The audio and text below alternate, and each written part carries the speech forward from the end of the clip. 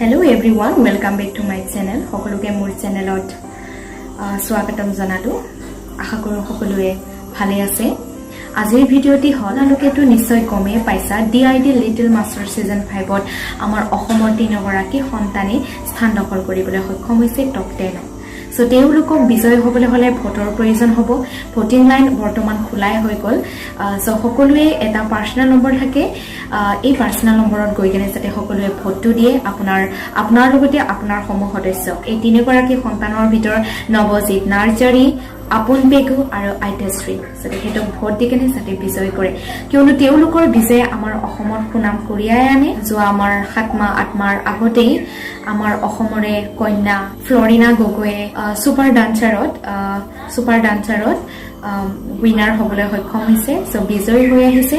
ইয়াৰ জৰিয়তে আমাৰ অসমৰো সুনাম কঢ়িয়াই অনাৰ লগতে আমাৰ উদে ভাৰতবৰ্ষতে এটা চিনাকি ষ্টেট হিচাপে বা চিনাকি ৰাজ্য হিচাপে স্বীকৃতি পাবলৈ সক্ষম হৈছে।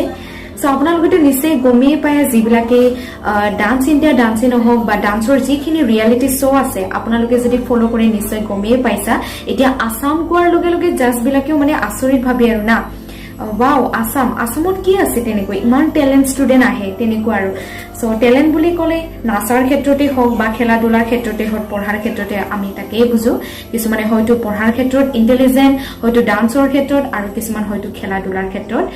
এবাৰো যাতে আমাৰ অসমৰে ভিতৰত এই 3 গৰাকীৰ ভিতৰত যেহেতু বিজয় এজনে হ'ব যেহেতু উইনাৰ এজনে হ'ব এই 3 জনৰ ভিতৰত যাতে ট্ৰফিটো এবাৰ উইনাৰৰ ট্ৰফিটো যাতে আমাৰ অসমতে এবাৰো আনিবলৈ সক্ষম হয় হেয়া ভোটৰ জৰিয়তে আমি সেইটো সক্ষম কৰি তুলিব পাৰিম। সো আপোনালোকে পৰাপক্ষত সকলোৱে ভোট দিব। আকৌ এবাৰ কৈছো মই নৱজিত নাৰ্জাৰী Aapun Pegu আৰু Adhayashree। সো সকলোৱে পৰাপক্ষত আপোনাৰ লগতে আপোনাৰ সমূহ পৰিয়ালকো ভোট দিবলৈ অনুৰোধ কৰিব ভোট দিবলৈ জনাব।